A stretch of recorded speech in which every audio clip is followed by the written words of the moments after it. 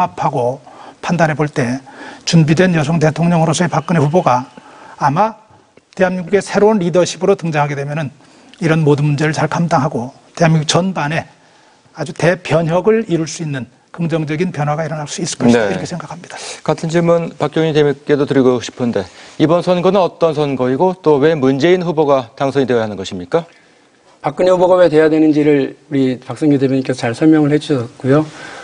그 말씀 듣고 나니까 저도 잘 설명을 해야 될 텐데 걱정스럽습니다. 윤여준 전 장관께서 찬전수를 통해서 국민들에게 나는 보수주의자다. 그런데 내가 왜 민주당의 문재인 후보를 지지하는지에 대해서 차근차근히 설명을 참 잘해 주셨습니다. 많은 호응을 얻고 계시죠. 저는 역으로 원래 진보정당 출신의 사람입니다. 국민의 정부 참여정부 때 수감생활 2년 넘게 해야 했습니다. 이유는 딱 하나입니다. 대우자동차 정리해고를 반대했다는 이유 하나였습니다.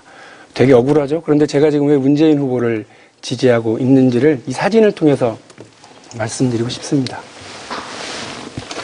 대한민국 대통령들 참 많은 분들이 있었습니다. 훌륭한 분들도 계셨고요. 그런데 국민과 이렇게 소통하고 공감하는 대통령은 좀 없었지 않나 싶습니다. 노무현 대통령은 문재인 후보에게는 평생 동지이고 평생 친구입니다. 그런 분 돌아가셨을 때 서거 소식을 알릴 때도 침착함을 잃지 않고 눈물을 흘리지 않아서 많은 국민들이 그걸 기억하고 있습니다. 그런 분이 이곳 지난 9월 21일 날 쌍용자동차 심리상담센터인 와락에 갔을 때 울었습니다. 너무 늦게 와서 죄송하다고 이야기하면서 울었습니다. 그 24분의 희생자, 그 가족들을 위로하면서 울었습니다.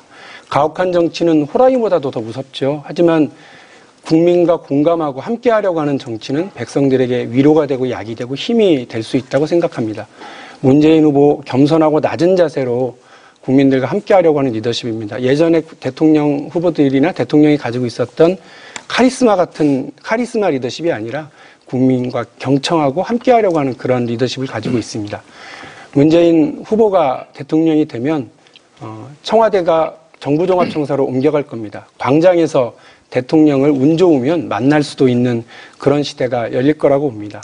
저는 그래서 상처받고 힘들어하는 지난 5년 동안 너무나도 힘들어하는 우리 국민들에게 문재인이라고 하는 따뜻한 공감, 눈물, 함께할 수 있는 리더십이 꼭 필요하다고 생각합니다.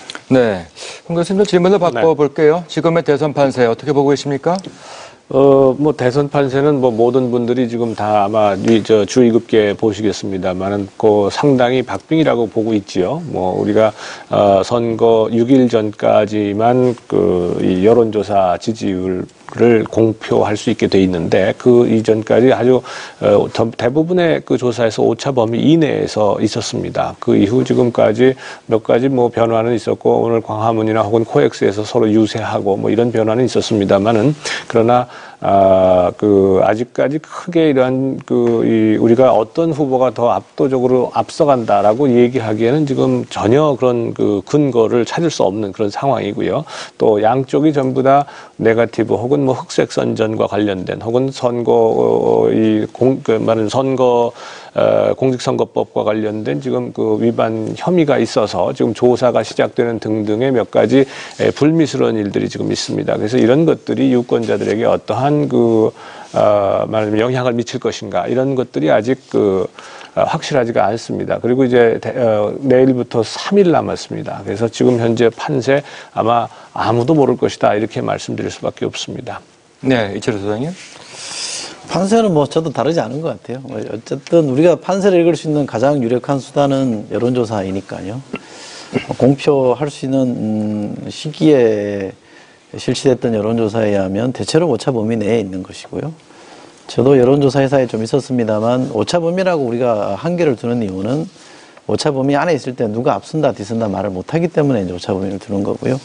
그런 점에서 보면 저는 박빙혼전이라고 봅니다. 다만 여론조사를 우리가 읽을 때 되게 추세를 많이 중요시합니다. 그죠? 상당히 안철수 전 후보가 사퇴한 이후에 뭐 잠적이라 그랬나요? 어쨌든 뭐 공식 행사에 나타나지 않았을 때는 박근혜 후보가 상당히 많이 앞서 있었습니다. 오차범위 밖에서 앞서인 것들이 뭐 대체로 추세였는데 그것들이 뭐 지금 박근혜 후보가 빠졌다라는 징후는 별로 없는 것 같아요. 제가 보니까. 그런데 현상 유지를 하고 있다면 문재인 후보는 상당히 많이 추격을 해와서 그래서 결국 다시 오차범위 안에 들어갈